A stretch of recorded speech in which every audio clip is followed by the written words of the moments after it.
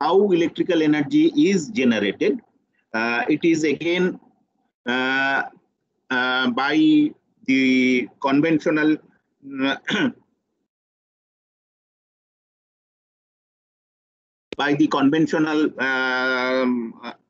heat engine.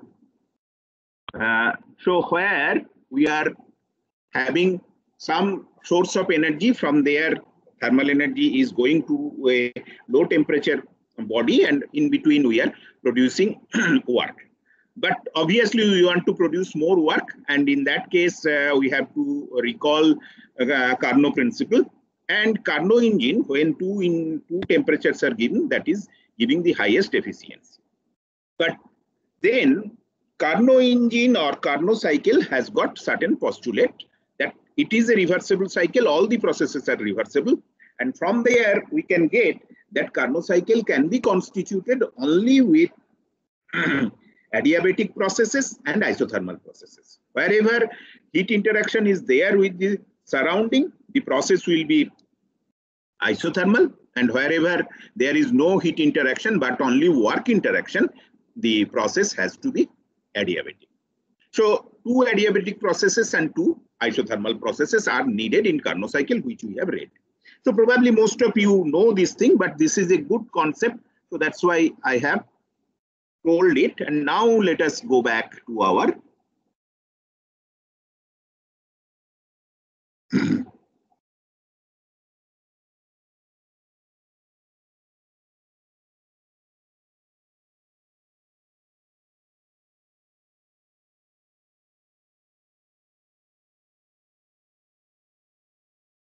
So can you see the screen?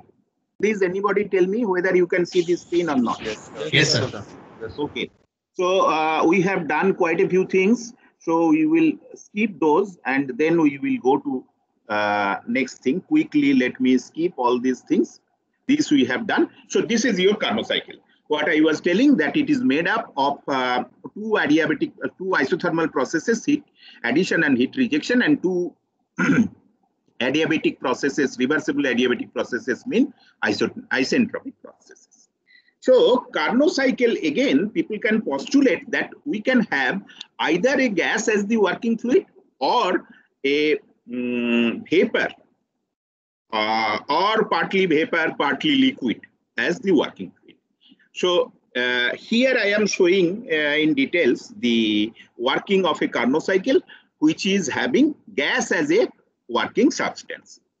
Now, gas as a working substance, if it is having gas as a working substance, we know that if we want to transfer heat, then there is a temperature difference needed. Otherwise, a gas, we cannot either cool it or heat it. So only one thing one can think of in a limiting case, that the delta T has become very small. And then delta T is going towards 0, and then heat transfer is possible. There is a delta T, but that has gone towards 0, and then heat transfer is possible. So in that case, if we have to have heat transfer, obviously the rate of heat transfer will be very low because delta T is very small. So isothermal process, though ideally one can imagine that it is adopted for heat transfer, the process has to be very slow to allow the required amount of heat transfer. Okay. And during expansion process, if we want to have a good amount of work done, so then there is expansion from a high pressure to a low pressure, there will be a good amount of temperature difference. So due to this temperature difference, there will not be any heat transfer only, and if only, we can make the process very fast. So heat addition process will be very slow, and work done process, that will be very fast. So the cycle will constitute very slow process, very fast process, very slow process, very fast process. Now, no, practical device can have such a cycle. Not only that, you can see, I am taking my cursor, the cycle has got a typical shape.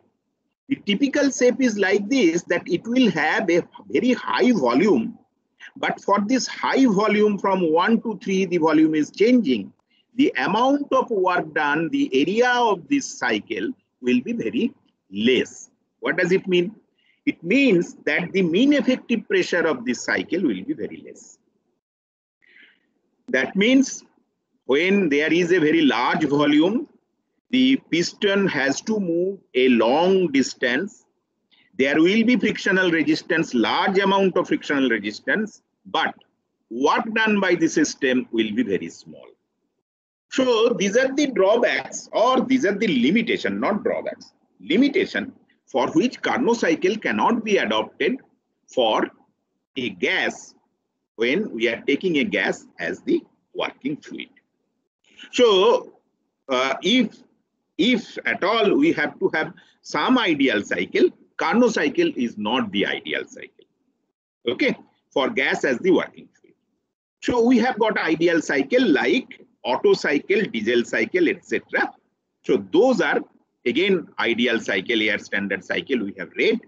So those can be adopted for the ideal cycle of a gas when it is the working fluid in a piston cylinder kind of arrangement. Now, any one of you or somebody, can somebody tell us that how Otto cycle is an ideal cycle? This misconception is there among students. So how Otto cycle is an ideal cycle? It is different from Carnot cycle. But how Otto cycle is also an ideal cycle, or we can think of an ideal Otto cycle.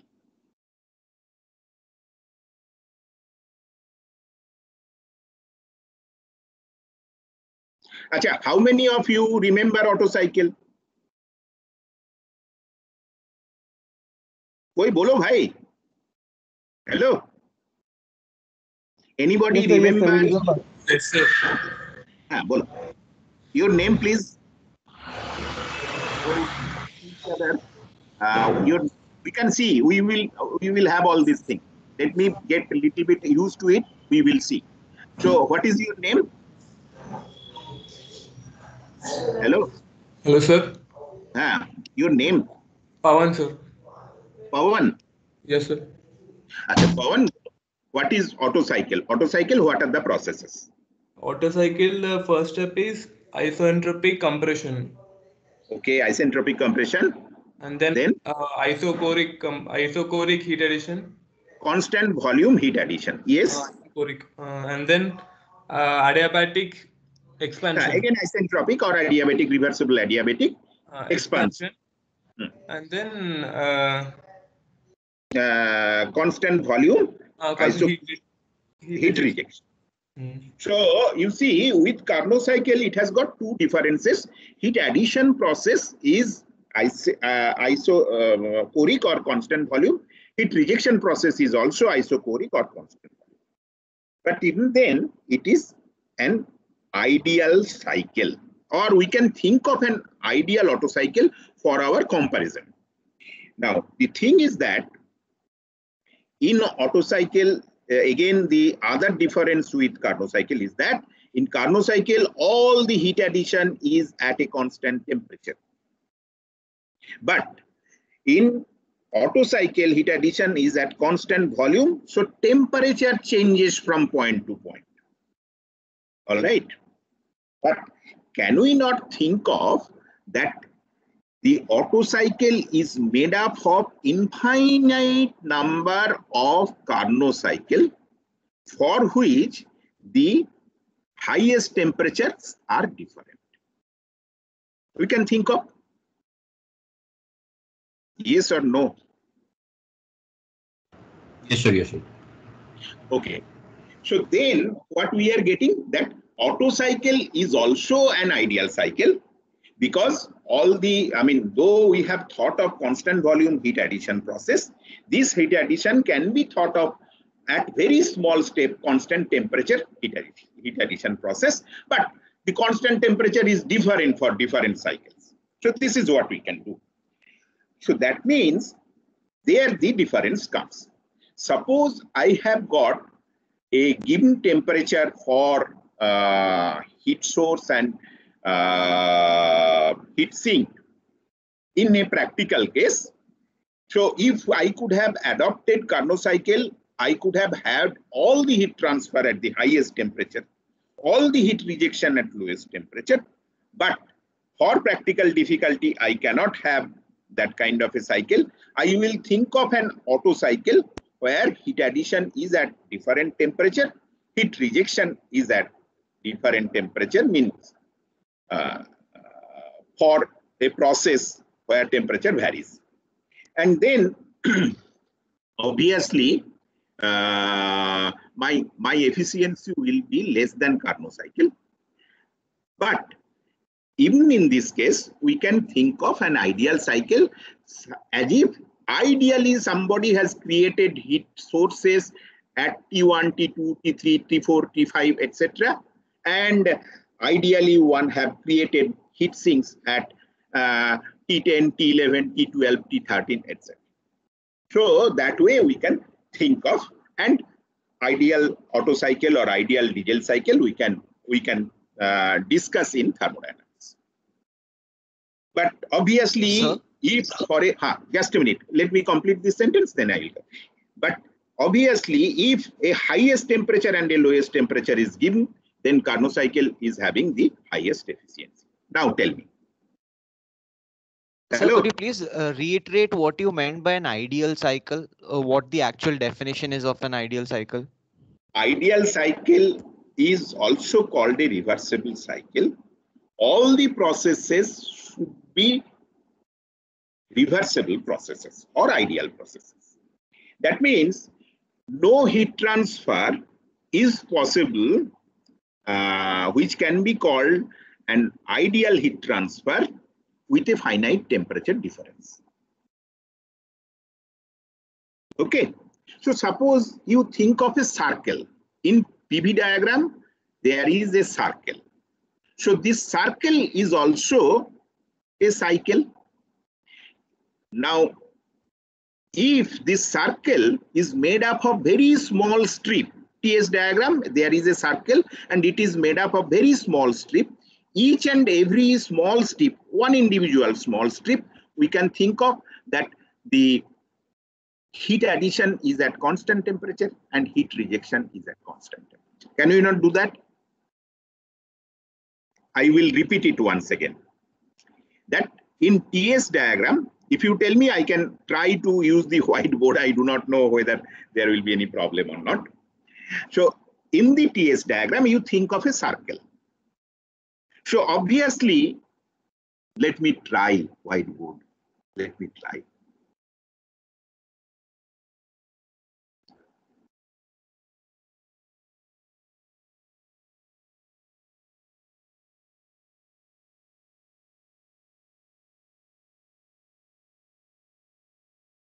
Just a minute. Okay, let me try whiteboard.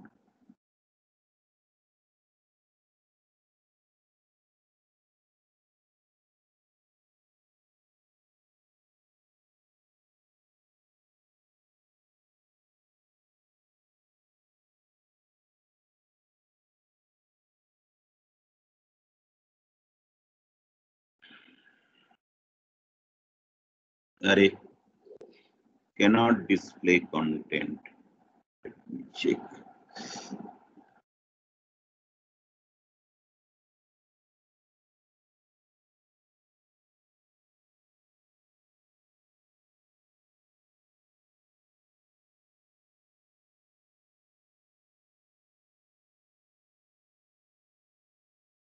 Okay. Do you want to present or collaborate? Present on. All right. Okay.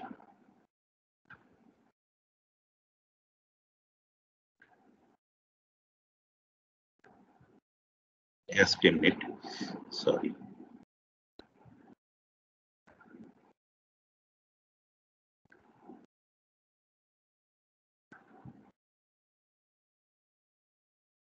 Please give me some time.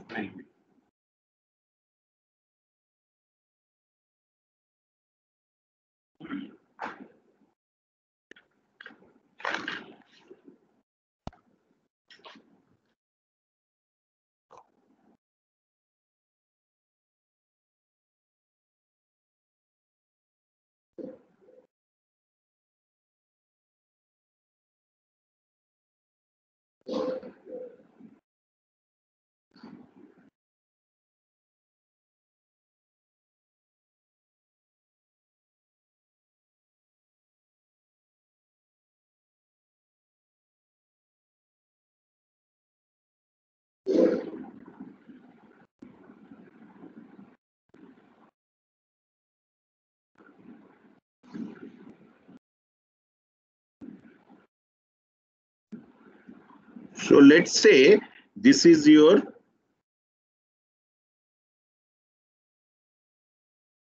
sorry.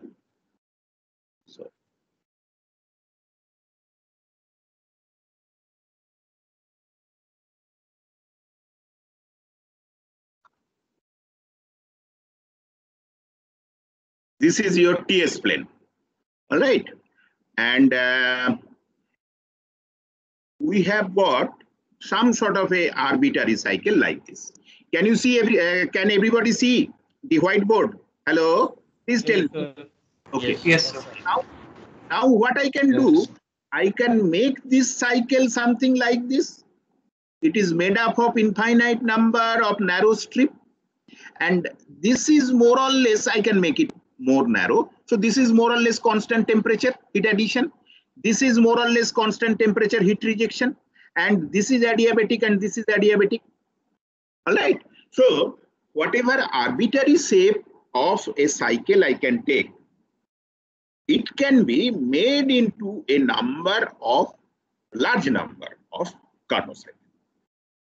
So that's why if I take an Otto cycle also, that can be made into a very large number of Otto cycles. Carnot cycle.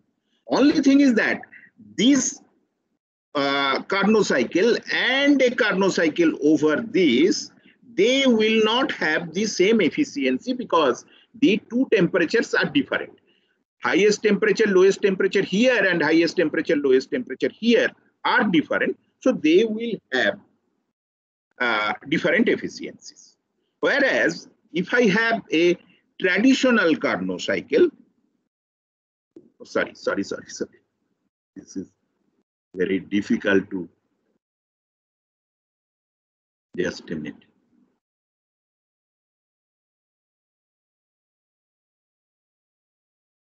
Okay, forget it. Whereas if I have, a traditional Carnot cycle, let's say these are and it is a rectangle. So here at each and every point, the efficiency is the same and the highest.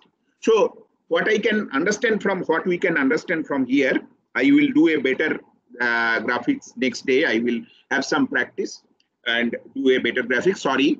So what we will have from here, that if the highest temperature are told, then highest temperature and lowest temperature, then obviously Carnot cycle will have the highest efficiency. We can have with this highest temperature and lowest temperature some other cycle that will have a lower efficiency compared to Carnot cycle. Is this point clear, or still you have some more explanation? This is thermodynamics, and everybody should be conversant with it. So that's why I brought it. All of you are mechanical engineers. These are basic concepts. So that's why I have brought this issue. Otherwise, I could have skipped it. Is it clear or still not clear? Clear, sir. Clear. Okay. Thank you. Thank you. You are a great class.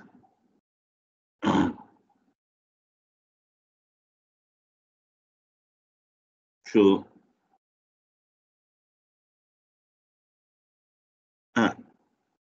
quickly, let me go to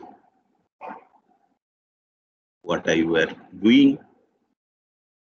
So all this thing we have done, this also I have explained, and that for practical difficulty, we can go for other kind of cycle. So, that cycle will have a lower efficiency compared to your Carnot cycle.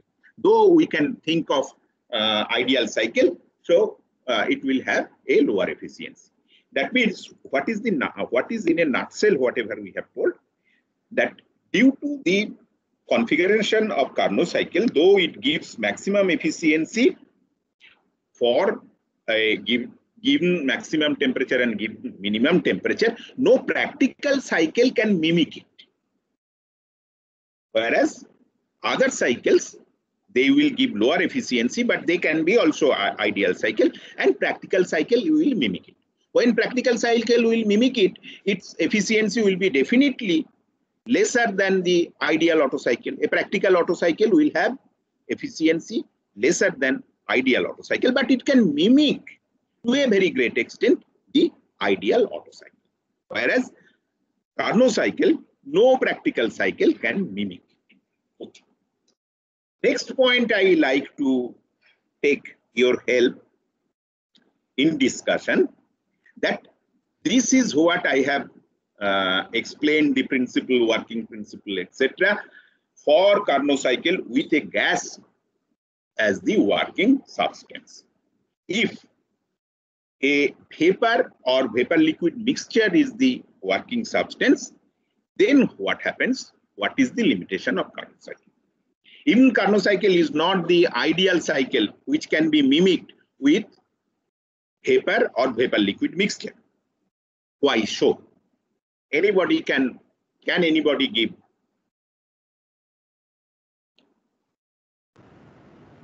Phase diagram will come into picture in that case. Huh? Phase diagram will come into that picture. Okay, phase diagram will come in picture. Try to imagine that we have got the two-phase dome in TS plane. I can again go back to the whiteboard, and in a bad way I can try to explain it. But try to imagine that we have got in TS plane the phase diagram. The phase diagram in TS plane, and we can have some sort of a rectangle within the phase diagram. The horizontal, top horizontal, no, let me go back to this one. Let me try to do it with the help of your whiteboard. Let me try to do it with whiteboard.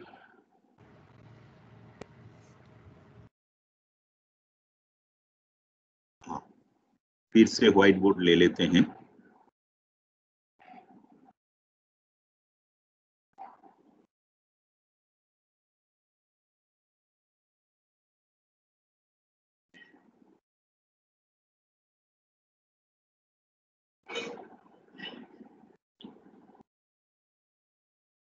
I do not know how to get this thing. Let me. Oh, good, good, good, good, good.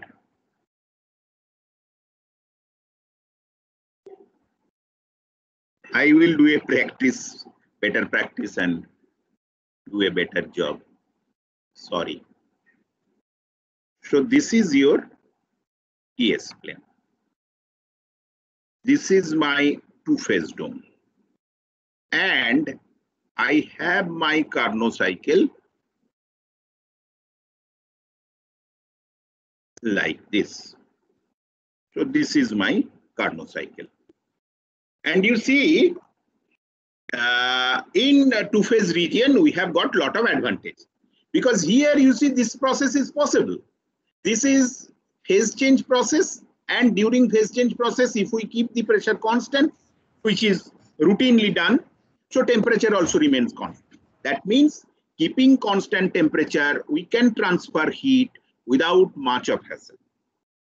Keeping constant temperature, we can reject heat, that is condensation process.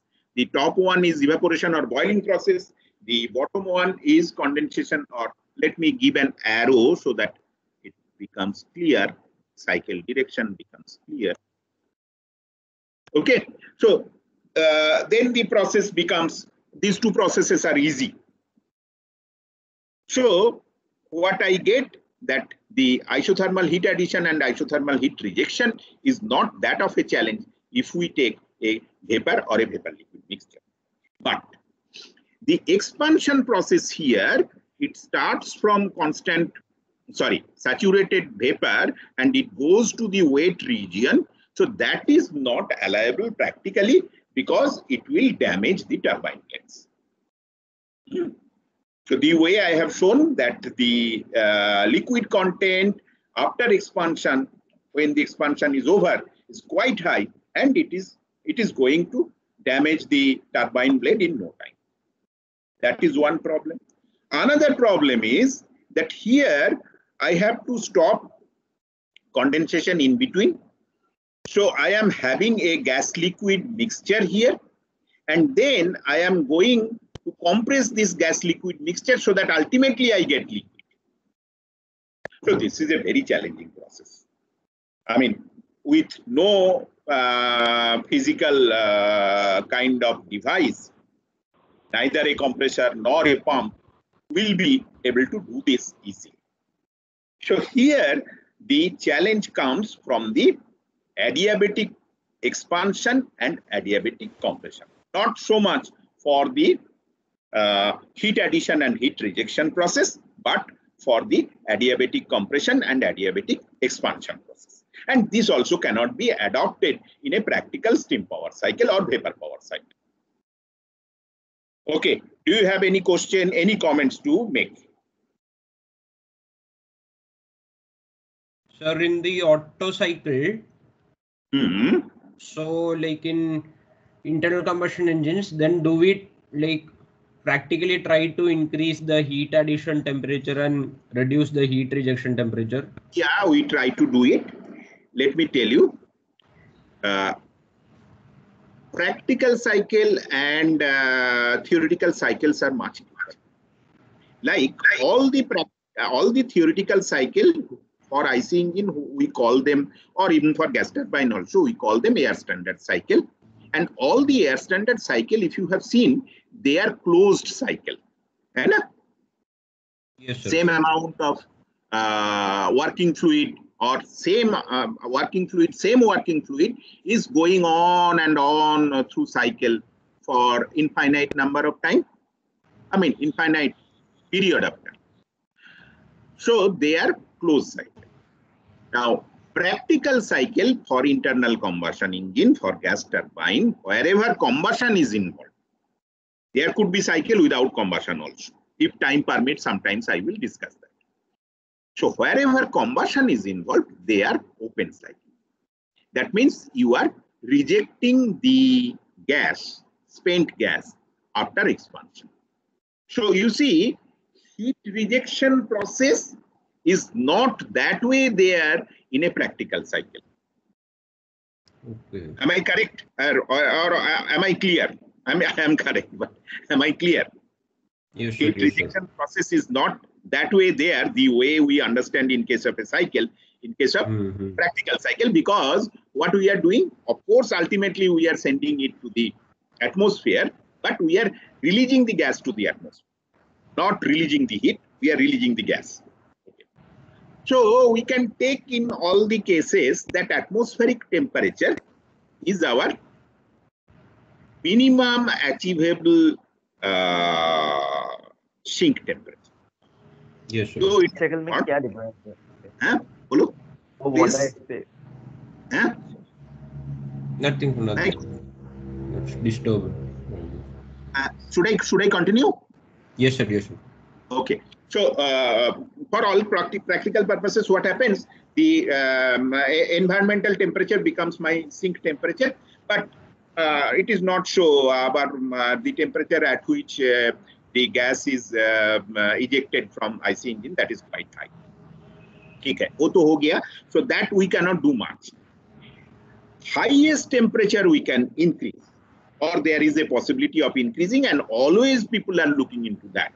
That highest temperature how can we increase? Only there the problem is, or not only, but the main problem is the material related problem. That is in gas turbine, that is also in IC engine, and that is also in steam turbine to some extent, not fully. So material issues are there, so our highest temperature is also limited. So within these limitations, we have to work. Day by day, what is happening that we are, through material research, we are getting better and better materials. And we are, able to increase the highest temperature of IC engine and gas turbine, etc. Okay. So cooling is also there to not let the temperature so high that the material I am fails. coming to that point. That in IC engine, you know that IC engine, there is a good amount of cooling. Okay. And the cooling should be very efficient. That means whatever thermal energy we are generating by combustion, part of it we are converting into work, no doubt, but good amount of it we are extracting by cooling. So that is also due to this material restriction. That is also due to this material restriction. So there are, of course, IC engine due to automobile sector, due to transport sector, always it is a prime mechanical engineering devices, and always all the companies, they spent lot of money for the engine research. And of course, engine research has got another point nowadays, that is environmental pollution. So how to reduce environmental pollution. But how to reduce cooling, how to increase the temperature, what kind of better materials can be what kind of better material can be used, and how to make the combustion more efficient, so that actually combustion does not always ensure that entire amount of fuel has been taken part into combustion. So how to make the combustion more efficient so that using lesser amount of fuel, we can get more amount of energy. So all these things are issues of automobile engine research or any IC engine research. So that is the point. That means I think I have tried to give you the glimpse of it. Any other question? Please ask me. We will proceed. Any other question at this point?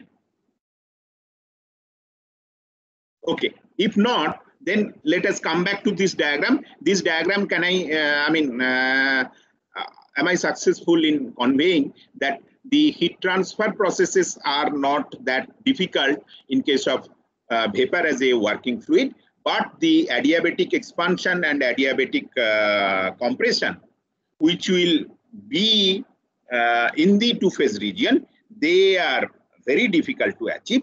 So we cannot achieve them in our or we cannot achieve them practically. So Carnot cycle cannot be mimicked by a practical vapor power cycle.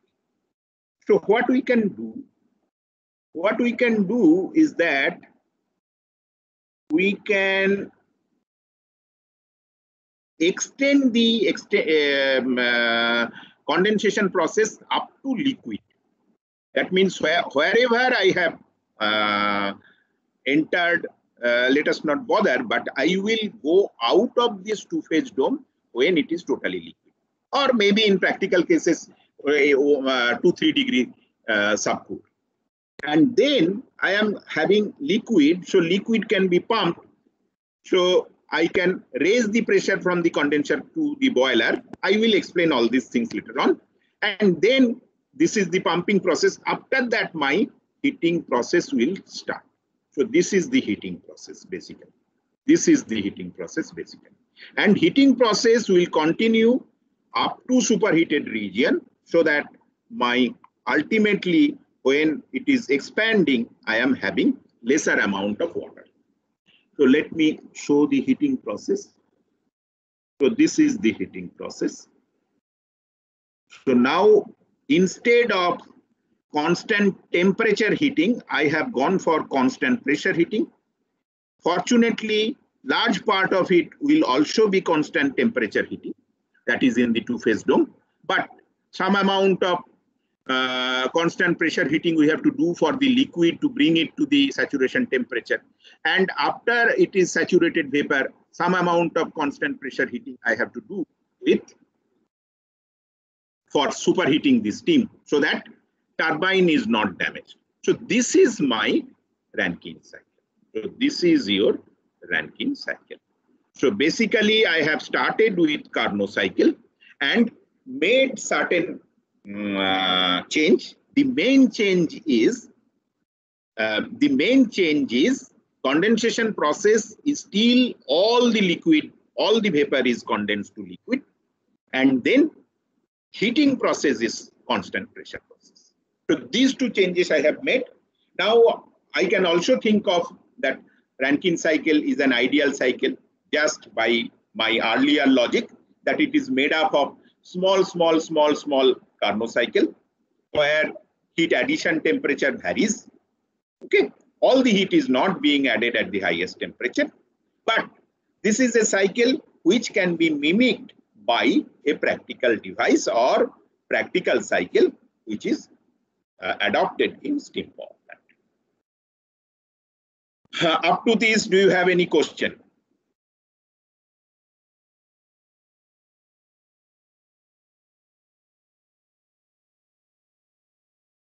बोलो भाई, ना तो ना बोलो, हाँ तो हाँ बोलो. No, sir. No, sir. Oh, okay, so then let me go to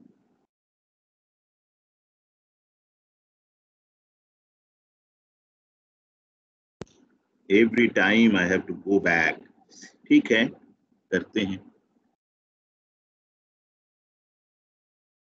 Okay, all these things we have done. This also I have done. So this is the derivation. Let us not bother. You know this. So this is, I have told something, but this is little bit important. Let us see the Carnot principle. There are two Carnot principles, two principles of Carnot. The efficiency of an irreversible, that is a real heat engine, is always less than the efficiency of a reversible one operating between two temperatures. Okay, and the efficiency of all reversible heat engine operating between the same two thermal reservoirs are same. That means the efficiency of reversible engine that does not depend on other things, only on the temperature of these two. Okay, so this is a thermodynamic things, just to remind you. This is Carnot principle. But let me just spend 2 minutes regarding Carnot. You know, Carnot, Sadi Carnot, he was a French engineer. And that was the age of steam engine. Early age of industrial revolution, and steam engine has come into practice. But these steam engines were having very less efficiencies. Means people could make some sort of a calculation, but the efficiencies were very low. I mean, more than 10%, 15% efficiency could have been called very good efficiency. So Carnot was given the work or responsibility to find out why the efficiency is low and what can be done about it. So then he studied many of the steam engine, and then he postulated those two things. So he really did not postulate second law of thermodynamics, but all the essence of second law of thermodynamics is there in these two postulates. The interesting thing is, officially or academically or scientifically, till that date, first law was not established. People even did not have a good idea of temperature. Some method of temperature measurement was there, but good idea of temperature was not there. And first law was not established. Forget about second law. And second law, Carnot has told, being an engineer, in engineering term, clearly in engineering term, not any philosophical term, nothing, very clear engineering term, and that has become the law of the universe. Means today, if I have to think of, at least for most of the engineering applications, if I have to think of which laws my invention, my design, my operation should obey. So I have got conservation of mass, there will not be any violation. I have got conservation of momentum, I have got conservation of energy. At the same time, I have got second law of thermodynamics. So being an engineer, whenever you do something, try to see that these 4 laws are not violated. Okay, so this is the basic thing. Whenever somebody does some innovation, does some new design, tries to propose something which is very unique, so he has to see that all these 4 laws are obeyed. Let me tell you that how it is obeyed in most, means we cannot think of also that it is obeyed that way. Let's say in fluid mechanics. Fluid mechanics, how second law of thermodynamics is obeyed? Any idea? Okay. Sir, viscosity. Ha. Very good. Who are you, bhai? Identify yourself. Sir, Pritam. Pritam. Okay, Pritam. Very good. So viscosity is one property of fluids. Viscosity can never be negative.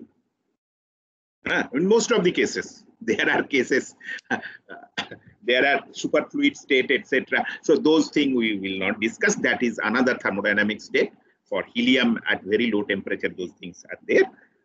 I also do not know very well, but know little bit of it. So viscosity, you see, have you ever heard of negative viscosity?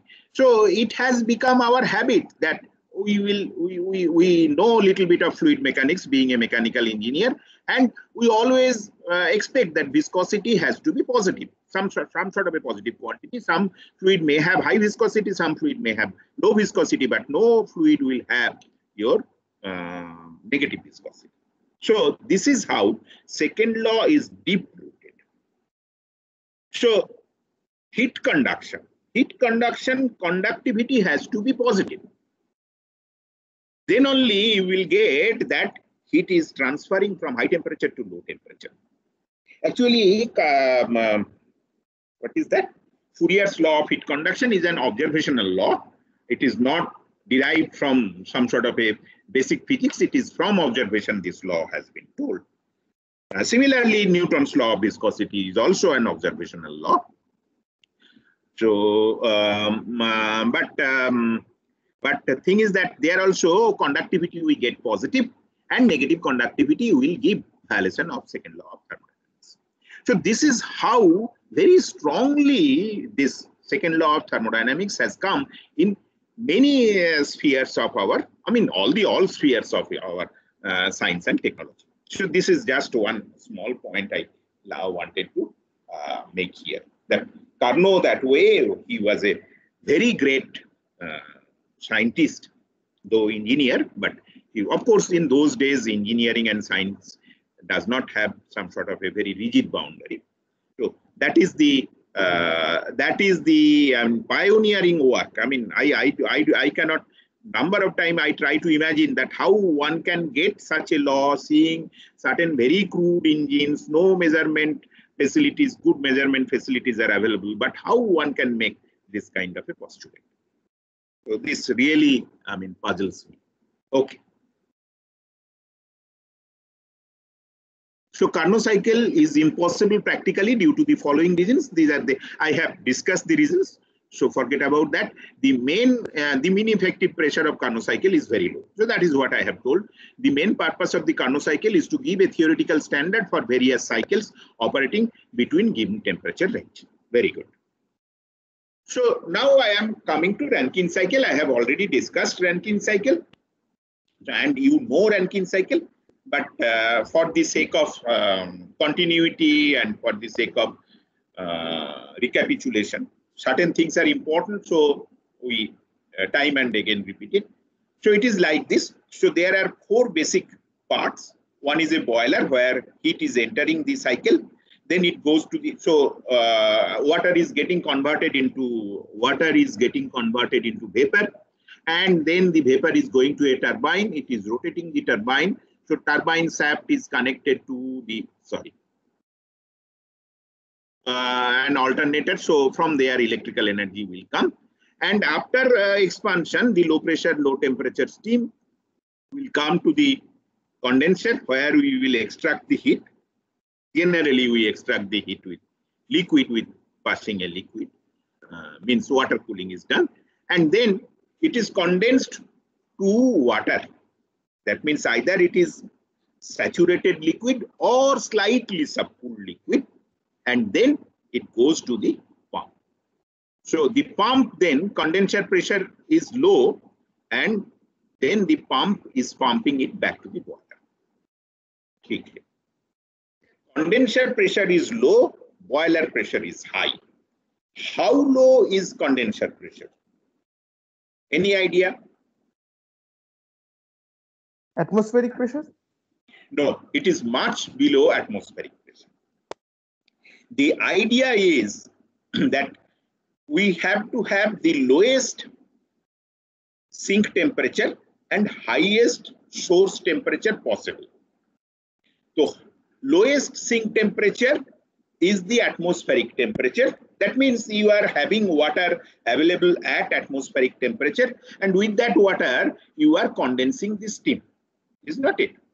Now, if the atmospheric water is available at near about, let's say, 40 degrees Celsius, and you are condensing steam near about at 45 degrees Celsius.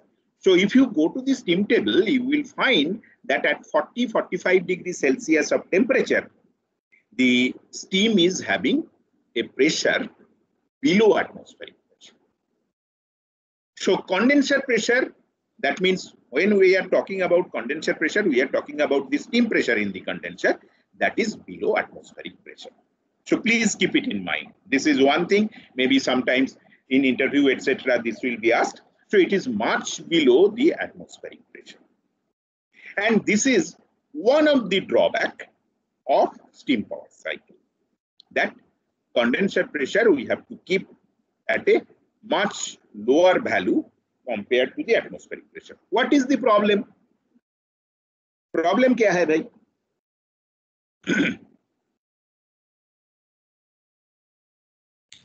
So you are saying that we have to keep it at lower pressure. Huh? You are saying that we have to keep the condenser at a lower pressure, or it should be high. I mean, what is No, the... it should be lower pressure lower than the atmospheric pressure. I told to refer this steam table where you try to find out at 40 or 45 degrees Celsius. In cold countries, it could be even 20-25 degrees Celsius. What is the condensing pressure of steam? If the saturation pressure of steam is, let's say, 20, 30, 40, what is the saturation pressure? So please find it, and you will find all these are much lower than atmospheric pressure. Now, second thing I have told, which is also important, that this is a drawback or limitation of steam power plant, that condenser I have to keep at lower pressure. Then I am asking that why it should be a limitation. There would be stresses on this condenser tubes. Hey, Baba, hey, stress nahi. It is, the thing is that outside everything is at atmospheric pressure.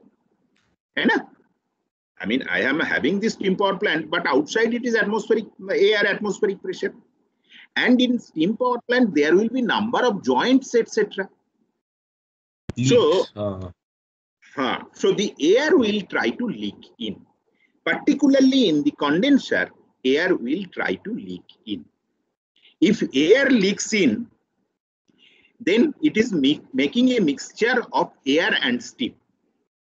All right. And steam is only condensable. Air will never get condensed. So continuously air will leak and air will make a blanket. So the cold surface that is blanketed by air, and air will not condense, neither it will allow the steam to get condensed. So continuously the temperature of the condenser will rise, pressure of the condenser will rise, and there will be fall in the efficiency of the cycle. Sink temperature is increasing. Okay. Sink is not allowing the, sink temperature is such that it is not allowing the full expansion of steam. Pressure is rising. So it will reduce the efficiency of the cycle. So that's why in condenser, all steam power plant will have big condensers, and in all these condensers there is some sort of air extraction pump. If time permits, I will again come back to this point. So air extraction pump, continuously you have to extract air so that steam is remaining at pressure much lower than the atmospheric pressure. So this is one drawback of water or steam as the working fluid of a vapor power cycle. Is it clear? Yes, sir. Yes, sir. Yes, sir. Okay. Yes, sir. And the big structures. Big structure, bolo. Hello. Hello. Yes, sir. So the big structures that we see in power plants. No, big structure from outside, whatever is seen in the power plant are cooling towers. Cooling tower is something different. After condenser it comes. I will discuss cooling tower. Hello. Sir. Sir. Sir, so basically, steam condenses at 100 degrees centigrade in normal standard temperature pressure. So no. At atmospheric pressure, steam at atmospheric pressure. Steam condenses. So at 100 degrees centigrade. So to lower that temperature to the heat rejection temperature, we are lowering the pressure also. Pressure. Yeah. Very good. So we are not condensing the steam at 100 degrees temperature, 100 degrees Celsius temperature. We are condensing it at 30 degree, 40 degree temperature. So for that, the pressure has to be low, plain and simple. And that pressure has to be maintained at condenser. So what we have to do, continuously whatever air is coming in the condenser, that we cannot avoid. So that air we have to extract. We have to extract that air, and air extraction pumps or vacuum pumps are there. Vacuum pumps means the pump which maintain a vacuum. All right. Yes, okay, so I have finished my time. It is good but we have to increase our speed. From next week itself, I will also get myself trained more in Teams. But again, I like to appreciate your cooperation, and please try to interact. In between. Stop me, ask questions. Whenever I ask questions, please try to interact. And if any additional material is there, by this time I will send it to you. Okay. All right. Should I stop it here? Yes, sir. Hello, bhai. Yes, okay, sir. Yes, sir. Yes, sir. Okay. Thank you. Thank you very much. Thank you, sir. Thank you, sir.